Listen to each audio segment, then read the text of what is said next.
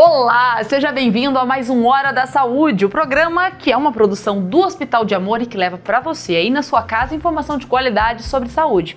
Você já sabe, né? Em cada programa um tema diferente. O outono chegou e as temperaturas mais baixas trazem com elas algumas doenças típicas do período. Entre elas, a influenza, mais conhecida como gripe, que atinge anualmente milhões de pessoas em todo o mundo. Quer saber mais sobre o assunto? Então, fique conosco. Para começar a falar mais sobre ele, eu recebo aqui meu parceiro de programa, Dr. Marcelo Gobo Júnior. Oi, Dr. Marcelo. Olá, Gláucia. Tudo bem, Marcelo? Tudo bem, e você? Marcelo, segundo a Organização Pan-Americana de Saúde, a OPAS, durante uma epidemia sazonal de influenza, cerca de 5% a 15% da população é infectada, resultando aproximadamente até 5 milhões de casos graves por ano e até 500 mil mortes no mundo, principalmente entre idosos e portadores de doenças crônicas. Pois é, Gláucia, e por sua alta capacidade de mutação, que acaba produzindo diferentes tipos, o indivíduo nunca estará completamente imune à doença. No Brasil, os vírus influenza predominantes são o influenza A e o influenza B. Marcelo, ao longo da história, ao menos 4 epidemias e pandemias de influenza tiveram consequências desastrosas quando falamos de saúde pública.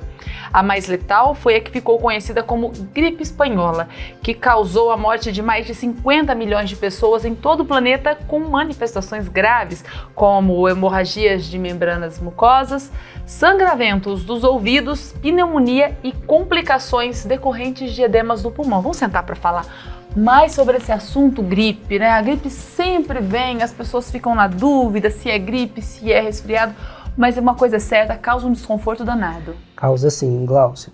A gripe é um quadro grave, né? É diferente de um resfriado comum.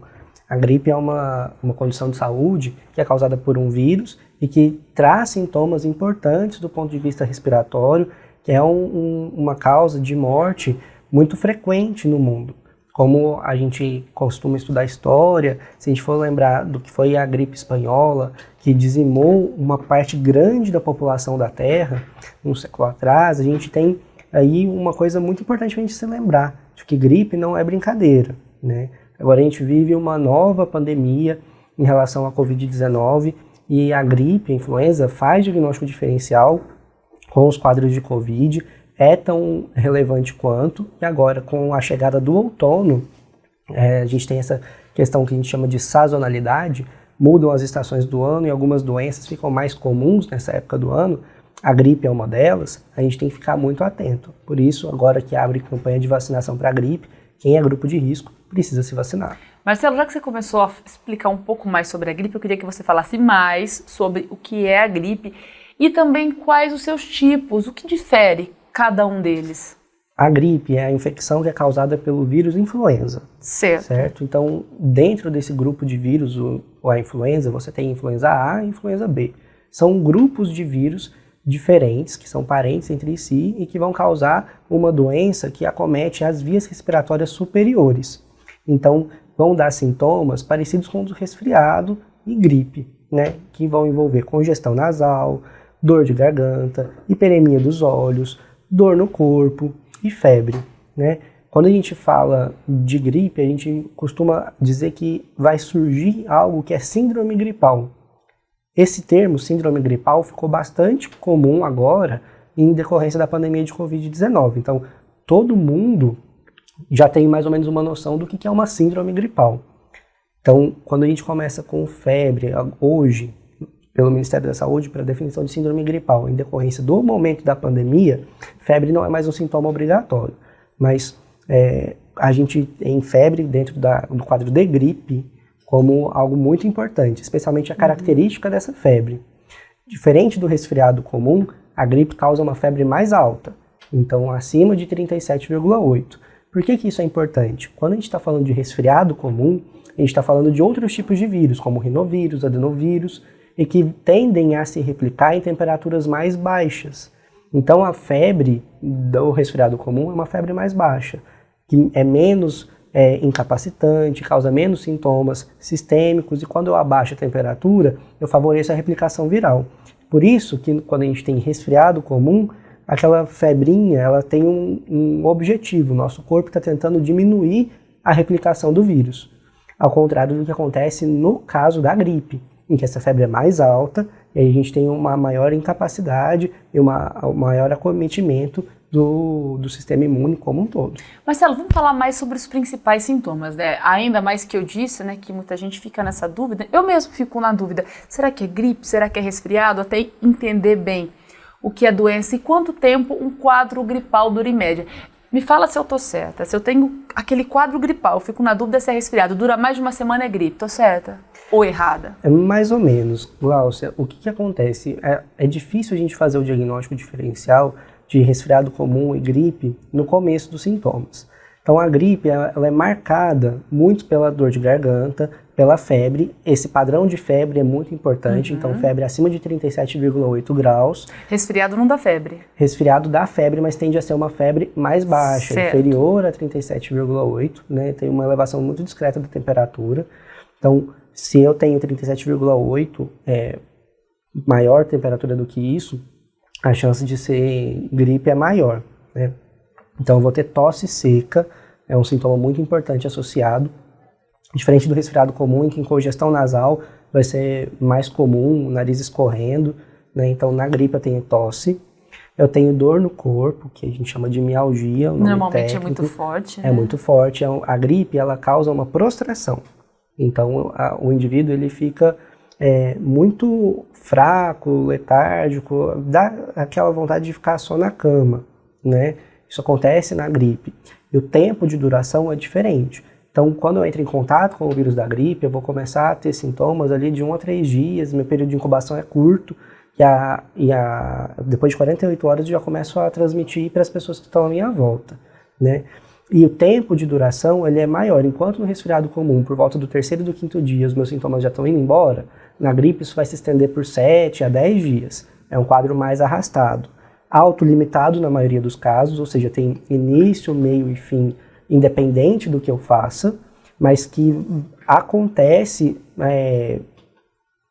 necessitado do nosso controle de sintomas. Então, eu preciso fazer um controle de sintomas para poder diminuir o impacto que aquilo tem. Mas não tem tem um período limitado. Então, eu espero que dentro de um período X de tempo, os meus sintomas comecem a ir embora. Então, essas são as principais diferenças entre gripe e resfriado. Isso. Então, a gente precisa lembrar que gripe é causada por um tipo de vírus, o vírus influenza. Os subtipos mais comuns circulando são A e B, certo? Enquanto o resfriado comum vai ser causado por adenovírus, rinovírus, outros vírus respiratórios que também aumentam sua circulação nesse período do ano, que é o período do outono, em que a gente começa a ter mais casos de infecção de vias aéreas superiores. De modo geral, infecção de vias aéreas superiores cursam com sintomas muito parecidos. Então, uma laringite, faringite, rinocinusite, tem sintomas que são muito semelhantes entre si. O que vai diferenciar um ou outro, às vezes, vai ser o acometimento sistêmico, que envolve essa febre com essa prostração, o período de duração dos sintomas, intensidade da febre, se tem tosse ou não, se a tosse é produtiva ou não. Produtiva é aquela que produz secreção, né? Então, no resfriado comum, você tem a tosse um pouco mais produtiva, você tem gotejamento nasal posterior, que é aquela sensação de que algo está escorrendo lá no fundo da garganta. Na gripe, isso não acontece, a tosse é seca, você tem a garganta muito irritada, dá essa prostração, hiperemia dos olhos, então o olho fica vermelho, né, dá muita dor no corpo e pode começar a ter falta de ar e alguns outros sintomas que marcam os sinais de gravidade da gripe. Né? Então, por que a gripe é tão grave? Por que ela mata? Gripe mata, diferente do resfriado comum, né? É importante frisar isso, gripe mata. Então, gripe, dentro de alguns quadros clínicos específicos, pode descompensar a doença de base, que a gente vai comentar um pouquinho mais adiante sobre o que é síndrome respiratória aguda grave, que é um quadro que acomete pessoas que têm gripe. O que mais chama a atenção nesses casos é justamente essa repercussão mais sistêmica. E a gripe, o que acontece? Você tem uma doença que a gente chama de imunomediada. Doenças imunomediadas são doenças como aquelas que a dengue tem esse tipo de padrão. Então, boa parte do que eu experimento de sintoma não é necessariamente a ação do vírus, mas o meu corpo respondendo a essa agressão viral. Então, nesse período, você vai ter um aumento da permeabilidade dos vasos. Então, aquilo que leva sangue para dentro dos órgãos vai ter um aumento da permeabilidade, e com isso você tem extravasamento de líquido. Por isso que pode acontecer, por exemplo, edema agudo de pulmão em quem tem uma síndrome gripal, especialmente a gripe, o acometimento disso. Você também tem uma mobilização do sistema imune que facilita o processo infeccioso por outros micro-organismos, como as bactérias. Isso quer dizer que quem tem gripe pode complicar de infecções bacterianas, o que pode ser um grande perigo. Então você pode ter infecção nas vias aéreas superiores em decorrência disso, na garganta em decorrência disso, no pulmão em decorrência disso. E são bactérias que vêm de modo externo? Não, são bactérias que já residem no nosso corpo, mas como o nosso sistema imune está todo mobilizado, tentando combater o vírus, essas bactérias vêm a oportunidade de crescimento. E aí eu tenho um outro padrão, né? Eu posso voltar a ter febre, posso voltar a ter uma nova piora, que é uma condição que tende a ser mais agressiva, e isso pode também levar à morte. Gripe não é uma doença para eu negligenciar, para eu desprezar. Gripe não é gripezinha. Gripe não é gripezinha. Gripe é uma condição grave de saúde, causa uma inflamação do pulmão, que é importante. Eu preciso me atentar a isso, especialmente se eu faço parte de algum grupo de risco. Qual o grupo de risco? Em suma, né, se a gente for... Gripe também tem grupo de risco, então? Gripe também tem grupo de risco. Então, aqueles mesmos grupos que a gente ressalta o cuidado em relação ao novo coronavírus, por exemplo, eles também são fatores, são grupos que precisam ser vigiados e monitorados em relação à gripe, né? E a gente tem que lembrar que, anualmente, a gente tem muitos óbitos em decorrência de gripe nesses grupos de risco. Quem são essas pessoas? Idosos acima de 65 anos, pessoas que têm imunossupressão, que têm comorbidades, como, por exemplo, hipertensão, diabetes, que são as mesmas pessoas que a gente salienta, né, o maior cuidado em relação à Covid-19, a infecção que é causada pelo novo coronavírus. Então, a gente tem esses grupos de risco, a mesma necessidade de atenção também em relação à gripe. Quando a gente vai falar sobre diagnóstico, sobre essa diferenciação, a boa parte do que vai ser o diagnóstico depende de uma avaliação específica, molecular, para poder separar o tipo de vírus, se é o vírus A, se é o vírus B, né? E como a gente tem essa mutação, como a gente disse na introdução do programa, que vai acontecer anualmente, o vírus que circula hoje não é o mesmo vírus que circulou ano passado, né? É um vírus que teve alguma modificação. Então, por isso que anualmente eu preciso me vacinar, preciso me conscientizar e tomar muito cuidado em relação a isso, porque eu não fico protegido sempre, né? Então, eu posso ter gripe mais de uma vez.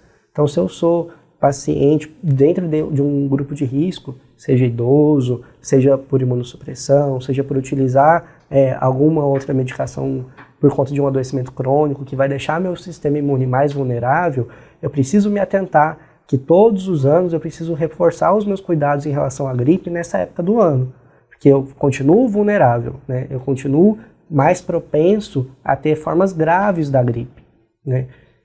Eu fico mais propenso a complicar em relação àquilo que pode acontecer na história natural da doença. Então, às vezes, aquilo que poderia ser um quadro limitado, que teria início, meio e fim nesse período de 10 dias, por exemplo, pode se estender por mais tempo e acabar desenvolvendo outros quadros, como uma pneumonia bacteriana, uma infecção de ouvido, uma infecção de garganta, que seja causada por bactérias e, consequentemente, levar a maior risco de uma infecção generalizada, de ter algum acometimento de outro órgão por uma infecção oportunista, e isso gerar um quadro bastante grave. Marcelo, quanta coisa, hein? Não imaginava que a gripe fosse tão grave. Mas, você continua aqui com a gente, né? A gente continua. É isso mesmo. O Marcelo é o nosso convidado de hoje. Além de ser o parceiro de programa, é também o convidado.